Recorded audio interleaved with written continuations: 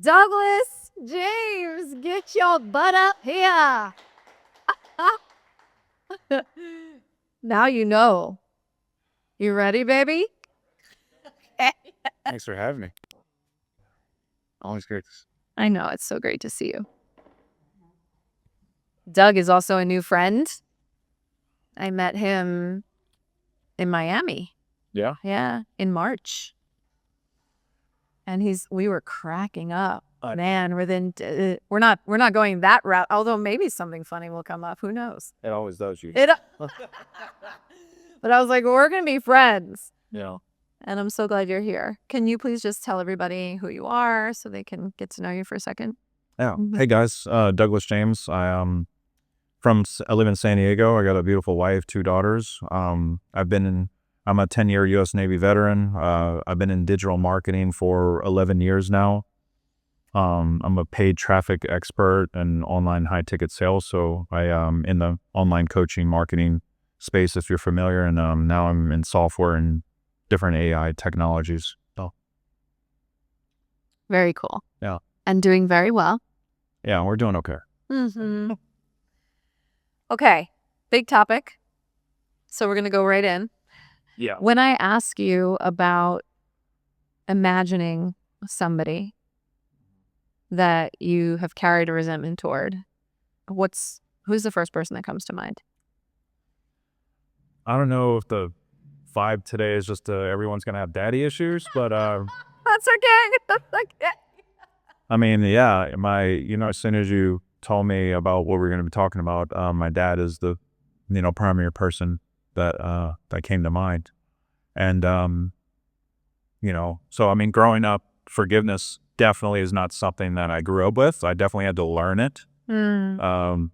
Because growing up, my mom worked 12-hour shifts at night. She was a respiratory therapist. My dad was in and out of jobs, odd jobs, auto mechanic, repairman, kind of like that. And he never really had anything stable for his life. And he actually became unemployed probably around maybe 25 years ago, and my mom has been the breadwinner of the family. And my dad has been really troubled, throughout his whole life. He's struggled with alcohol abuse, drug abuse.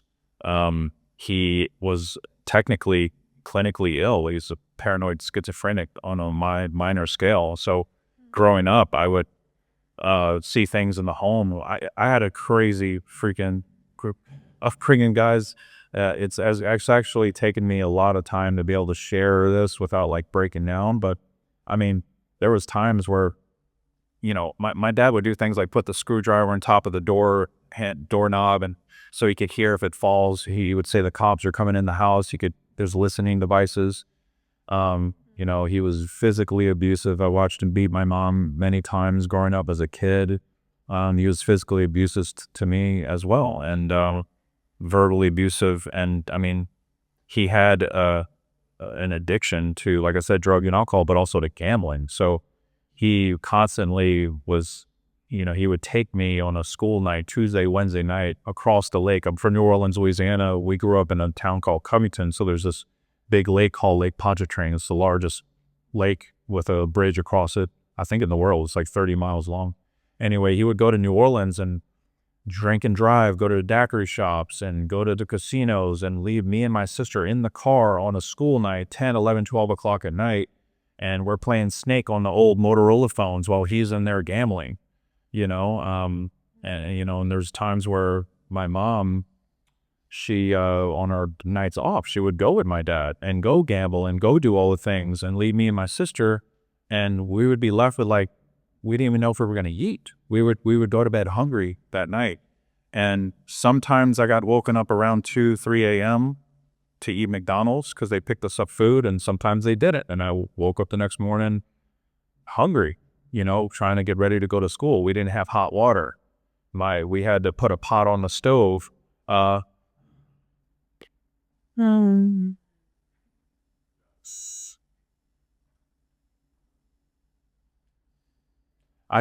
never wanted, when I had a family, I wanted to give my girls everything that I didn't have growing up, so my kid, big driver to what I've done in my life. Yeah, I mean, we had a big bucket in the bathroom, half, room temp water, and it would put a bucket of boiling water so that we could shower and bathe because my dad refused to pay the bills and he spent all the money on drugs, alcohol, gambling. I remember I was 14 years old and my parents had to file bankruptcy. Went over $100,000 in credit card debt, and we were homeless for about a week, living out of our car. And it took my grandmother and my uncle to come together, and they helped us get into a home, and paid my uncle paid the rent, I think, for 6 months. My uncle was very successful, but yeah, it was a really rough upbringing, and when you're a kid, you're a sponge. Like, I look at my daughters, every little thing that I do, they take it as dad's Superman. This is truth. This is real. I watch my dad. We would go in a convenience store and he's shoving batteries in my pocket and eating hot dogs and laughing at the guy behind the cash register, and we just walk out the store, and I watch him steal and all these things. And it's like, this is right. This is what you're supposed to do, you know? And all of those things, man, really haunted me, as I got older. But it was when I was 16 years old, uh, my dad, I started to come into my own as a young man, and I started to really realize, like, what's right and what's wrong, right? To start to have these thoughts. And I approached him one day, and he came home drunk, and I'm like, Dad, I don't agree with your behavior. I don't like the way you treat my mom. I don't want you to put another finger on her. I confronted all of his different behaviors, and he took a swamp. And ever since that moment, I left. I went and moved in with my best friend's parents at the time for a short period of time, and then I moved in with my grandparents. And then those behaviors, though, were still haunting me, and I found myself 17 years old working at Target for 2 months, and I shoplifted like a few $1,000s in electronics, and I thought it was right, and it felt good. Wow, I'm getting all this cool stuff. I'm not paying for it. And I just, it was not making the connection. My dad had a problem with boundaries, right? He had a problem with boundaries, and I found myself falling into different boundaries, thinking things were right, even though I'm like, I took this big step, I ran away from home and all these things, but I'm still troubled. So it kind of got to the point where I needed to make a big shift, a big pivot. And my grandma and my mom came to me, and they were basically like, look, you're going to go to college, you're going to go to college, you're going to go to the military, or you're going to get the fuck out of our house, is what it kind of came down to. I graduated with a 1.4 GPA. I cheated on all the smart kids. So I ended up joining the military, and it was my way of like, cool, I'm going to go to the military, I'm going to focus on myself and just try to be the best human I can be. And I did. I really did, man. I spent 10 years in the military. I made rank faster, the record speed. I helped a lot of people. I did a lot of good. I built schools. I built schools for kids in Papua New Guinea, Fiji, and the Philippines. But what I realized was, and through all that success, I got into business, right? I'm going to go back to this point, but I got into business, created a 9-figure company, found my wife. I had 2 beautiful daughters. All these amazing things were happening because I was focused on success. But what I realized is success does not silence your soul. Amen. Right? I was running for so long. I was running with this pain. No amount of money, business deals, sex with my wife, nothing was going to cure the turmoil that was inside of me. And I had to figure out how to release it, and I did not know. And it wasn't until I literally turned everything over to God. My faith has been the number one factor in my growth and where I'm at today. And what I started to learn is, forgiveness is not approval, right? Forgiveness is release. Forgiveness is freedom, right? In the Bible, it's Colossians 3:13. It says, forgive as Jesus has forgiven you.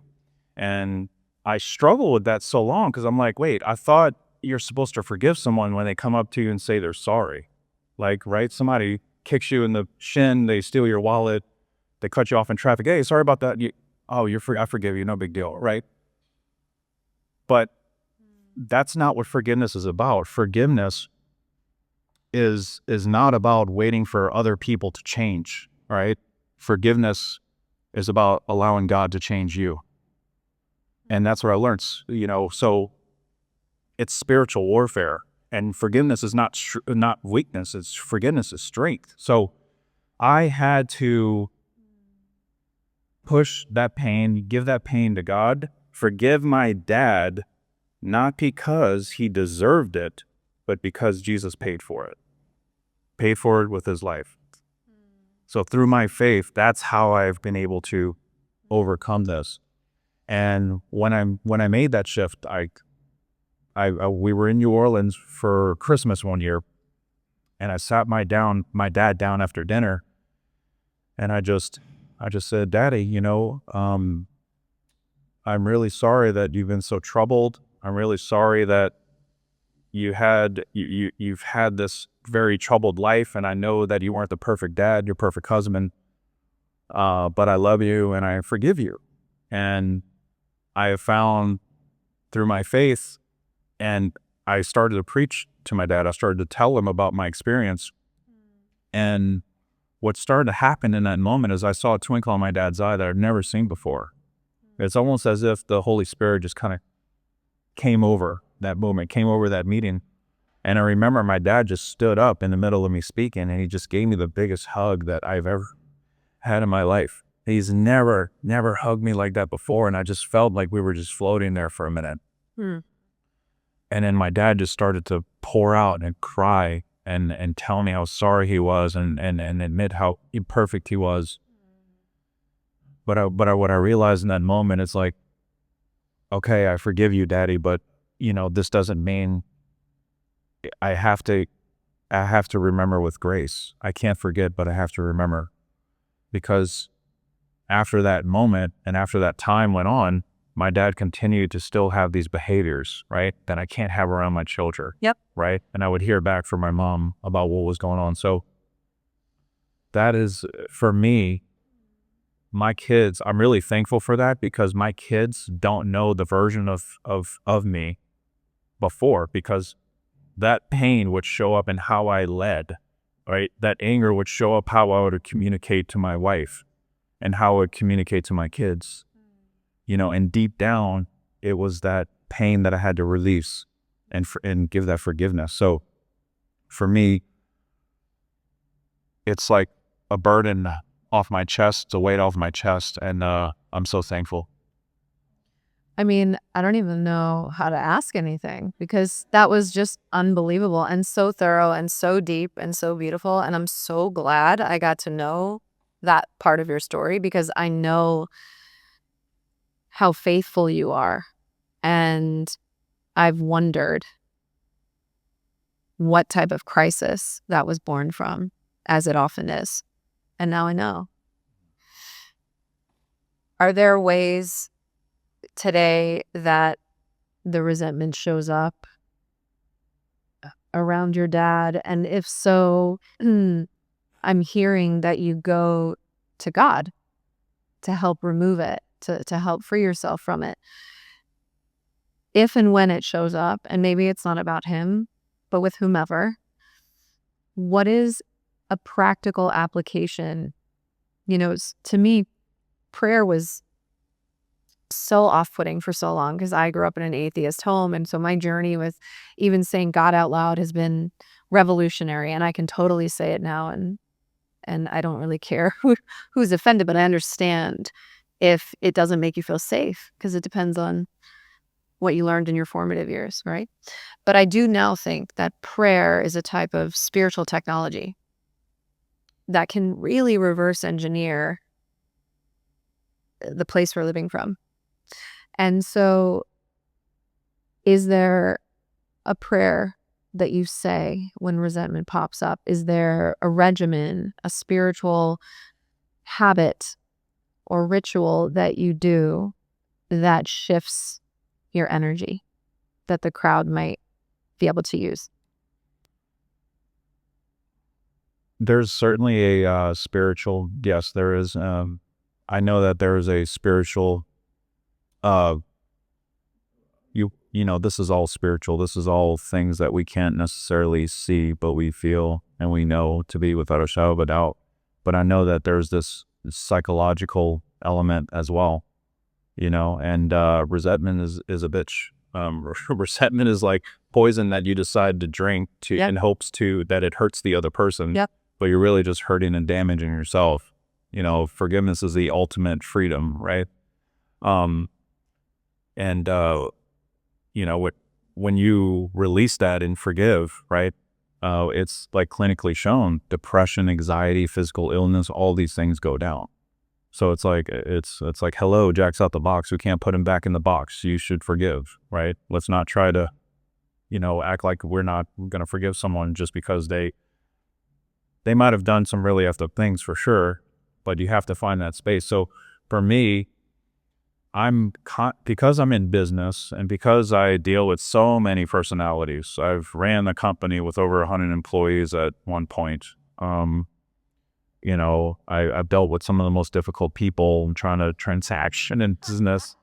Yeah, I do have some resentment, and sometimes I really have to catch myself and be like, Lord, you got to take this one because I'm about to say something I don't mean and discredit myself, which I have. So I'm a human being, but I just have to stop and pray that, Lord, whatever is not of you, Lord, that is in me, I need you to take this right now, because this is not of your peace, your salvation, your forgiveness, your all these things, and anything that is not of you is the other entity that's trying to destroy me and take something from me. So I have to constantly remind myself of that, right? And when I think about the psychological component of this, we're all built for survival, right? So when something's not going right, if we're not happy with a certain outcome, we immediately are built for survival. Like, I need to eat and sleep and run. That's all you care about. So any kind of goals, dreams, aspirations, anything you're trying to thrive to achieve, you really have to develop a new mindset around how you think and approach situations, right? So, because ultimately, you guys, I know we like our arms and our legs, but technically, you can live without those things. The body only needs the brain and the spinal cord and the major organs. I have friends that got blown up in Iraq and Afghanistan that came home.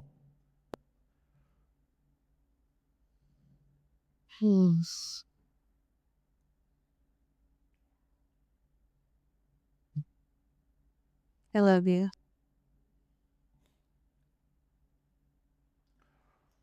Yeah, it sucks to not have those things, but your body doesn't need it, So,